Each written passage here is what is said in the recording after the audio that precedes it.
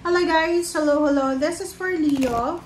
Welcome Leo dito sa aking channel, Kapalaran 888. Welcome! Alamin natin kung anong messages, vibration, gabay energy para sa inyong lahat. Leo. I hope na nasa mabuti kayong kalagayan. This is the first week of December, Leo. Color red, number 10.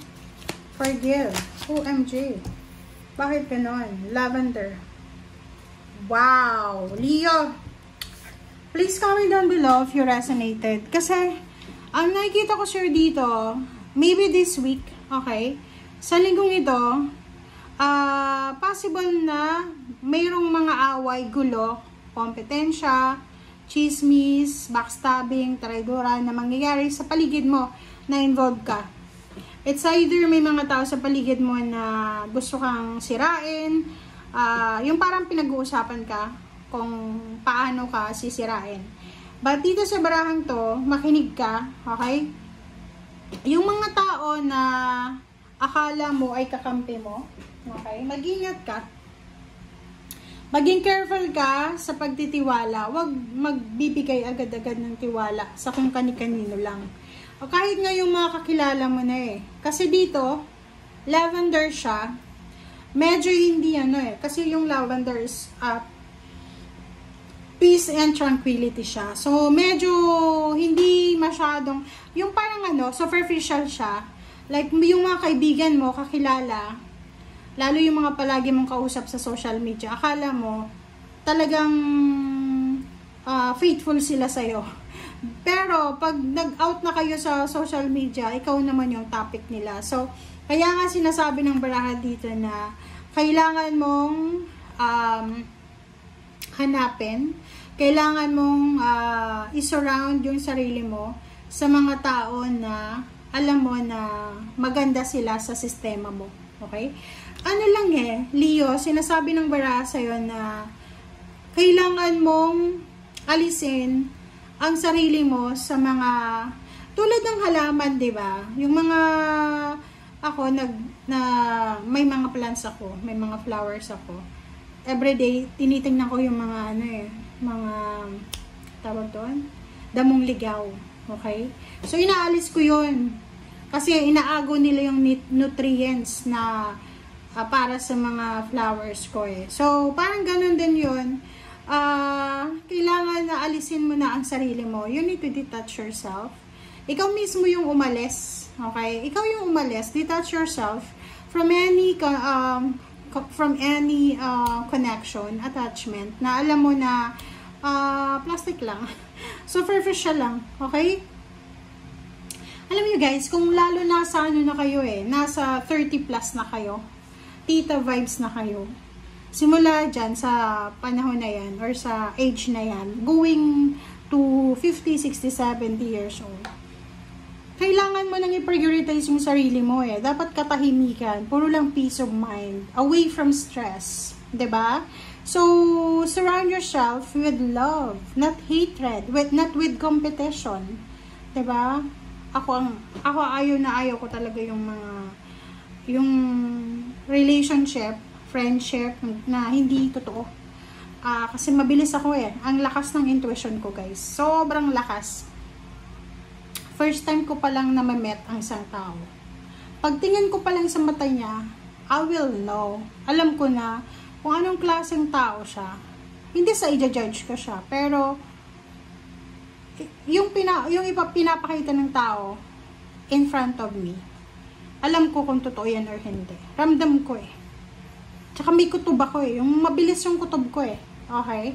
So yun, hindi sa tamang hinala, but intuition siya. Okay? So, forgive. Magpatawad ka pa rin. Mas maganda yung nagpapatawad tayo. Ako, I've been there. Been there than that. Nangyari yan sa akin diba? Kinonfirm pa ng tunog ng cellphone ko. Sabi, ting! Diba? Sinasabi ng baraha sa'yo na kailangan mo daw na bigyan ng sarili mo ng kapayapaan. Okay? Forgive yourself sa pagtitiwala. Kasi minsan, di ba, Pag alam mo na sobra-sobra yung tiwala mo, tapos sinira ng isang tao or ng group ng tao na yan, parang ano, i-hate mo yung sarili mo eh. Kasi parang iisipin mo, bakit ko ba hinayaan? Nalokohin niya ako na gawin niya yun sa akin. So, you forgive yourself first and forgive them. Forgive mo yung taong yun kasi para yun sa sarili mo eh. Hindi kailangan na bumalik sa sitwasyon, but you need to forgive. Okay? Pwede naman mag-forgive na hindi na magkita. Diba? For your peace of mind. Bethany. Diba? Sasabi sa'yo dito ng Baraha Leo, when you take excellent care of yourself, everybody benefits. Give yourself a relaxing treat today, such as massage, sea salt bath, or pedicure. So, sa mga babae yan, na Leo, sinasabi ng Baraha na kailangan mong alagaan ang sarili mo. Okay? Prioritize yourself. Mag-relax ka, magpamasahe ka kung masakit yung katawan mo, kung mayroon kang bathtub dyan, maligo ka. Diba? Mas maganda nga kung may mga sauna tayo eh. Diba? Maganda sa sauna eh. Diba? Mga ano lang, 30 minutes lang or 15 minutes talagang pagpapawisan ka. Wala lahat ng toxin sa katawan mo. Or pedicure, manicure, haircut, hair color, parang ganun, nails.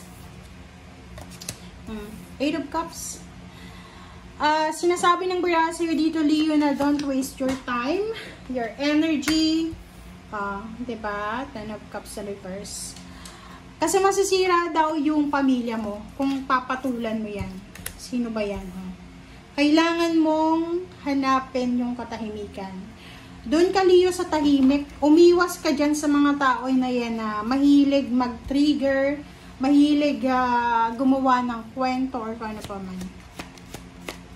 So, yun. Basta take care of your body, take care of your health, mental health, spiritual. Ang problema lang dito, mayroong mga Leo na hindi makakapagpahinga kasi mamumroblema sila sa obligations nila sa salapi. Lalo kung ikaw lang yung nagtatrabaho sa pamilya. Kaya ang sinasabi ng Baraha sa'yo dito na just ngayong linggo lang ha. Or maybe 2 days, Saturday, Sunday, or 1 day lang. Sinasabi ng Baraha sa'yo, Leo, na kailangan na i-prioritize mo rin yung sarili mo. Okay? Matulog, kumain ng tama, mag-exercise, grounding, lakad-lakad tayo sa nature. And 10 of number 7, the Chariot, and 2 of Pentacles. Nakikita ko dito, meron na Leo na gustong-gusto mong mag-travel. Travel to find job. Parang gusto mong mag-try na makapunta ng ibang bansa. But there's someone here, maybe this is your partner, same sign, Leo or Sagittarius, na pinipigilan kayo. So, parang nakikita ko sa'yo dito na wag mo munang puwersahin. Kung ano man yan na gusto mong gawin sa linggong ito, wag mo munang puwersahin. Hayaan mo na mangyari siya according sa talagang timing niya. Para ano lang, para walang gulo. Okay? So, thank you guys. Bye!